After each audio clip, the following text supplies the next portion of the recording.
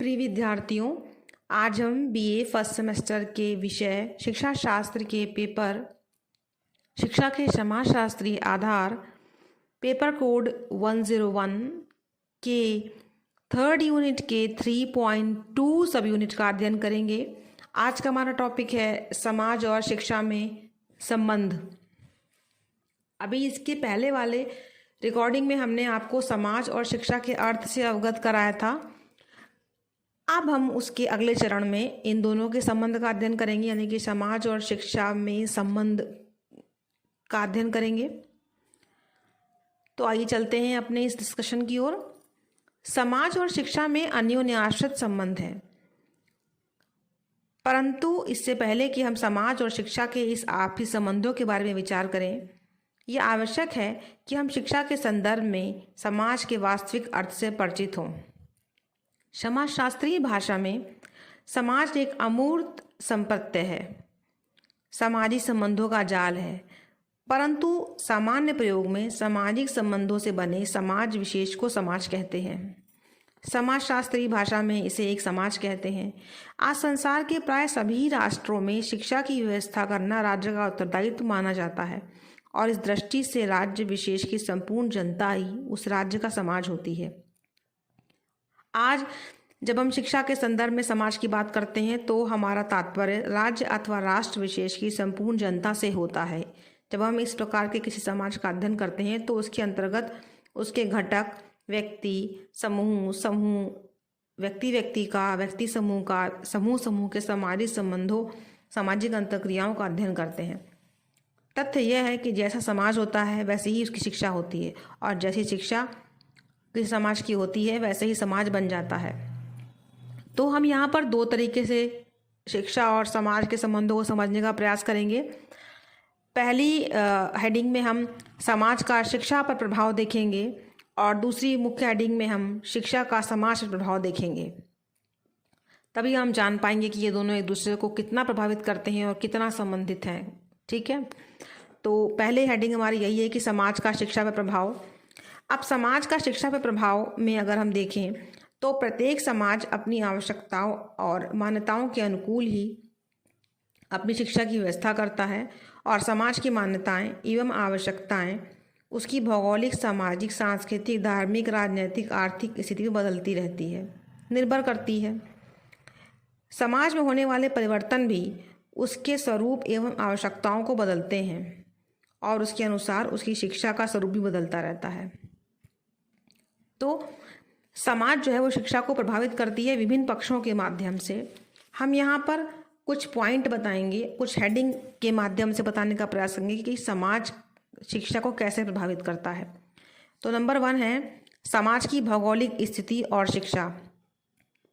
किसी भी समाज का जीवन उसकी भौगोलिक स्थिति से प्रभावित होता है, तब उसकी शिक्षा भी उससे प्रभावित होनी स्वाभाविक है। जिन समाजों की भौगोलिक स्थिति जैसी होती है उनमें मनुष्य को जीवन रक्षा के लिए कड़ा संघर्ष करना पड़ता है। उनमें अधिकतर व्यक्तियों के पास शिक्षा के लिए न समय होता है और न धन। परिणामतः उनमें जन शिक्षा की व्यवस्था नहीं हो पाती और शिक्षा का क्षेत्र भी सीमित हो जाता है। इसके विपरीत जिन समाजों की भौगोलिक स्थिति मानव के अनुकूल होती है और प्राकृतिक संसाधन भरपूर होते हैं, उनमें व्यक्तियों के पास शिक्षा के लिए समय और धन दोनों होता है और शिक्षा की उचित व्यवस्था होती है। तो आपने देखा कि समाज की भौगोलिक स्थिति शिक्षा को कितना प्रभावित करती है। नंबर 2, समाज की संरचना और शिक्षा। भिन्न भिन्न समाजों के स्वरूप भिन्न भिन्न होते हैं और समाजों में जातियां होती हैं, जाति भेद भी होते हैं और कुछ समाजों में जातियां नहीं होती हैं, जाति भेद भी नहीं होते हैं। इस प्रकार कुछ समाजों में कुलीन और निम्न वर्ग के भेद होते हैं, कुछ समाजों में ये नहीं होते हैं। तो जिस समाज में जिस तरीके की संरचना होती है उसी तरीके से वहाँ की शिक्षा व्यवस्था भी प्रभावित होती है और उसकी सुविधाएं भी उसी हिसाब से उसको मिलती हैं। तो समाज की संरचना भी शिक्षा को बहुत प्रभावित करती है। नंबर 3 है समाज की संस्कृति और शिक्षा।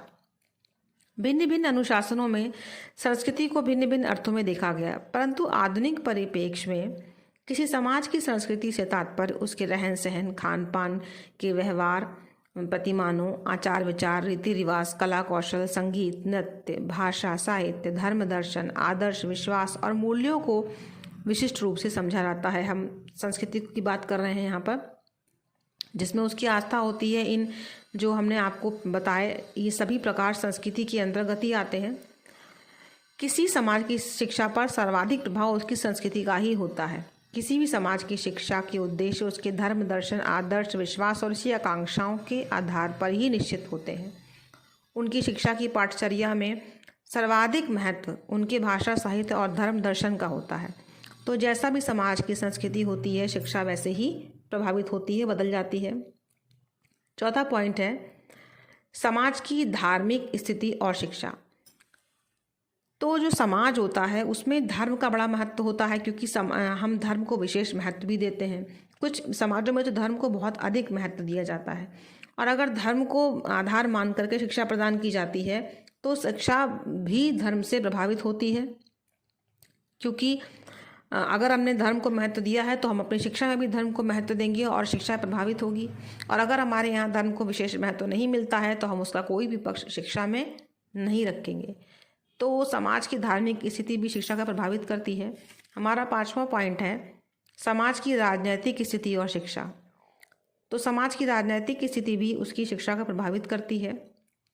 अगर देश में एक तंत्र है तो उस तरीके से शिक्षा व्यवस्था होती है, और अगर लोकतंत्र है तो सबके विकास और कल्याण के साथ शिक्षा तैयार की जाती है। सबको स्वतंत्र चिंतन, अभिव्यक्ति का मौका मिलता है। तो आपने देखा कि राजनीतिक व्यवस्था भी जैसी होती है उसी प्रकार शिक्षा का आकार, रूप, रंग, व्यवस्था बदल जाती है। हमारा 6वां नंबर है समाज की आर्थिक स्थिति और शिक्षा। समाज की आर्थिक स्थिति भी उसकी शिक्षा को प्रभावित करती है। आर्थिक दृष्टि से संपन्न समाजों की शिक्षा बहुउद्देशीय होती है।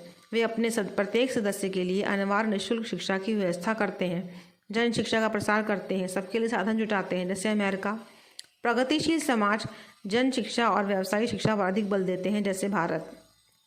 आर्थिक दृष्टि से पिछड़े समाज ना अनिवार्य निःशुल्क शिक्षा दे पाते हैं और ना ही जन शिक्षा की बात कर पाते हैं और ना ही व्यावसायिक शिक्षा दे पाते हैं। तो समाज का अर्थतंत्र भी शिक्षा को प्रभावित करता है। कृषि प्रधान अर्थतंत्र में शिक्षा की संभावनाएं कम होती हैं। वाणिज्य प्रधान में अपेक्षाकृत उससे अधिक और उद्योग प्रधान में सबसे अधिक। तो आपने देखा कि समाज की आर्थिक स्थिति भी शिक्षा का प्रभावित करती है। सामाजिक परिवर्तन और शिक्षा, ये हमारा 7वां पॉइंट है। समाज परिवर्तनशील है और संसार का इतिहास इस बात का साक्षी है कि समाज के साथ साथ उसकी शिक्षा का स्वरूप भी बदलता है। अपने भारतीय समाज को लीजिए तो भारतीय समाज में जितने भी परिवर्तन होते आए हैं उसके हिसाब से हमारी शिक्षा भी बदलती आई है। फिर शिक्षा किसी भी प्रकार की हो और किसी भी वर्ग की हो, उसका बहुत सा बदलाव सामाजिक परिवर्तन के साथ देखने को मिलता है। और आपने देखा कि आज के वर्तमान समय में शिक्षा सबको मिलने की बात होती है और हर वर्ग को, और यहाँ पर किसी के साथ कोई भेदभाव नहीं किया जाता है। तो सामाजिक परिवर्तन के परिणाम स्वरूप शिक्षा भी कितना प्रभावित होती है। तो आपने देखा कि ये 7 पॉइंट हमने समाज का शिक्षा पर प्रभाव पर डिस्कस किया। ये सभी बिंदु समाज से संबंधित थे और इन्होंने शिक्षा पर कितना प्रभाव डाला, यानी कि समाज का शिक्षा पर प्रभाव। हमने इस पक्ष को पढ़ा। अब हम इसके दूसरे पक्ष को देखेंगे कि शिक्षा का समाज पर क्या प्रभाव है। तो अगर हम देखें कि इसको भी बिंदुवार समझने का प्रयास करें तो पहला पॉइंट है शिक्षा और समाज की भौगोलिक स्थिति पर नियंत्रण। एक युग था जब मनुष्य को भौगोलिक परिस्थितियों का दास कहा जाता था, परंतु आज मनुष्य शिक्षा के द्वारा अपनी भौगोलिक परिस्थितियों पर नियंत्रण करने में सफल हो गया है। वे दिन गए जब नदी और पहाड़ हमारे मार्ग में बाधक होते थे। शिक्षा के द्वारा हवाई जहाज़ों का निर्माण संभव हुआ और हवाई जहाज़ों ने उड़कर हम नदी और पहाड़ ही नहीं अपितु बहुत कम समय में बहुत अधिक दूरी तय कर पाते हैं। तो शिक्षा के द्वारा हमने अपनी भौगोलिक परिस्थितियों पर नियंत्रण कर लिया है और इस तरीके से हमारे और दूसरे जगहों, स्थानों, देशों के बीच का जो दूरियां थी वो बहुत कम हो गई हैं और इस तरीके से शिक्षा ने एक दूसरे के संपर्क को बढ़ाया है। नंबर 2, शिक्षा और समाज का स्वरूप। शिक्षा के द्वारा ही मनुष्य अपने समाज के, संसार के और इस संपूर्ण ब्रह्मांड के बारे में जानकारी प्राप्त करता है। इस ज्ञान के आधार पर ही वह अपने जीवन के उद्देश्य निश्चित करता है और इन उद्देश्यों की प्राप्ति के लिए वह भिन्न भिन्न समाजों का निर्माण करता है। सच्चा वेदांती मनुष्य में तो क्या, संसार कि किन्हीं दो वस्तुओं में भी भेद नहीं करता, वह सबको ब्रह्ममय देखता है। लेकिन ईश्वर विमुख व्यक्ति भौतिक पैमाने पर ही सब कुछ कसता है और मनुष्य में अनेक प्रकार के भेद करता है। इस प्रकार भिन्न भिन्न विचारधाराओं के व्यक्तियों के समाज का स्वरूप भिन्न भिन्न होता है। शिक्षा और समाज के स्वरूप की शिक्षा एक ओर समाज के स्वरूप की रक्षा करती है और दूसरी ओर उसमें आवश्यक परिवर्तन भी करती है। हमारा थर्ड पॉइंट है शिक्षा और समाज की संस्कृति। प्रत्येक समाज अपने सदस्यों में अपनी संस्कृति का संक्रमण शिक्षा के द्वारा ही करता है। इस प्रकार शिक्षा किसी समाज की संस्कृति का संरक्षण करती है। जब मनुष्य शिक्षित हो जाता है तो वह अपने अनुभवों के आधार पर अपनी संस्कृति में परिवर्तन करता है। इस प्रकार शिक्षा समाज की संस्कृति में विकास करती है। शिक्षा के अभाव में संस्कृति के विकास की कल्पना नहीं की जा सकती। चौथा पॉइंट है शिक्षा और समाज की धार्मिक स्थिति।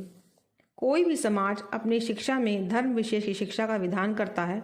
कोई क्षेत्र इस क्षेत्र में उदार दृष्टिकोण रखता है और संसार के भिन्न भिन्न धर्मों की शिक्षा का विधान करता है। कोई समाज अपनी शिक्षा में धर्म को स्थान नहीं देता। परिणाम स्वरूप पहले प्रकार के समाजों में धार्मिक कट्टरता पाई जाती है और दूसरे प्रकार के समाजों में धार्मिक उदारता, और तीसरे प्रकार के समाजों में अब एक और भौतिक विज्ञान की शिक्षा से जो हमने अंधविश्वास का अंत किया है, और दूसरी ओर बढ़ती हुई सामाजिक अराजकता से मनुष्य अपनी शिक्षा को वास्तविक धर्म पर आधारित करने की ओर उन्मुख करता है। शिक्षा के अभाव में लोग धर्म के वास्तविक स्वरूप को समझ ही नहीं सकते हैं। पांचवा पॉइंट है शिक्षा और समाज की राजनीतिक स्थिति। शिक्षा के द्वारा मनुष्य के ज्ञान में वृद्धि की जाती है और उसके आचरण को निश्चित दिशा दी जाती है। शिक्षा के द्वारा ही उसमें विचार करने एवं सत्य असत्य में भेद करने की शक्ति का विकास होता है। शिक्षा के द्वारा ही समाज में राजनीतिक जागरूकता आती है और व्यक्ति अपने अधिकार एवं कर्तव्यों से परिचित होते हैं। इसी के द्वारा उनमें राष्ट्रीय और अंतर्राष्ट्रीय भावना का विकास किया जाता है। बिना उचित शिक्षा के विधान के व्यक्ति केवल राष्ट्र का अंधा भक्त बन जाएगा, लेकिन जागरूक नागरिक नहीं। इसीलिए शिक्षा बहुत ज़रूरी है कि हम जागरूक नागरिक बनाने के लिए। छठा पॉइंट है शिक्षा और समाज की आर्थिक स्थिति। शिक्षा और समाज की आर्थिक स्थिति में अगर हम देखें तो शिक्षा समाज की आर्थिक स्थिति का आधार है। आज सभी समाज शिक्षा के द्वारा व्यक्ति को किसी व्यवसाय अथवा उत्पादन कार्य में निपुण करने का प्रयत्न करते हैं।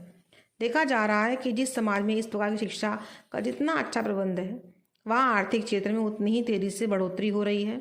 इसलिए बिना शिक्षा के द्वारा हम आर्थिक विकास के बारे में बात नहीं कर सकते। हमारा सातवां पॉइंट है शिक्षा और सामाजिक परिवर्तन। समाज शिक्षा में परिवर्तन करता है और दूसरी ओर यह भी सत्य है क्योंकि शिक्षा द्वारा सामाजिक परिवर्तन होते हैं। शिक्षा द्वारा मनुष्य अपनी जाति की भाषा, रहन सहन, खान पान के तरीके, रीति रिवाज सीखता है, मान्यताओं से परिचित होता है और उसका मानसिक विकास होता है। लेकिन उसके बाद भी और समाज ही उसकी आवश्यकताओं की पूर्ति भी करता है। लेकिन शिक्षा ही सामाजिक परिवर्तन को लाती भी है और उसे आगे की ओर ले भी जाती है। और ये जितने भी सामाजिक परिवर्तन होते हैं सकारात्मक होते हैं। नकारात्मक चीज़ों को शिक्षा अपने अंदर से, समाज के अंदर से समाप्त कर देती है। तो आपने ये जितने बिंदु देखे, ये हैं शिक्षा का समाज पे प्रभाव। तो हमारा आज का टॉपिक था समाज और शिक्षा में संबंध। इसको हमने दो स्थितियों में समझने का प्रयास किया। पहला, समाज का शिक्षा पर प्रभाव और शिक्षा का समाज पे प्रभाव। इन दोनों ही के अध्ययन से हमें बिंदुओं को पकड़ने समझने से पता चलता है कि शिक्षा समाज पर बहुत प्रभाव डालती है और समाज शिक्षा पर बहुत प्रभाव डालता है। और इस प्रकार शिक्षा और समाज के बीच में एक घनिष्ठ संबंध है और यहाँ पर शिक्षा और समाज एक दूसरे पर लगातार प्रभाव डाल रहे हैं, जिसकी वजह से शिक्षा का रूप बदलता है और समाज की वजह से शिक्षा का, और शिक्षा की वजह से समाज का रूप बदलता है। ये दोनों ही एक दूसरे के लिए बहुत सहयोगी हैं और इन दोनों का आपस में जो संबंध है वो बहुत ही गहरा है और घनिष्ठ है। धन्यवाद।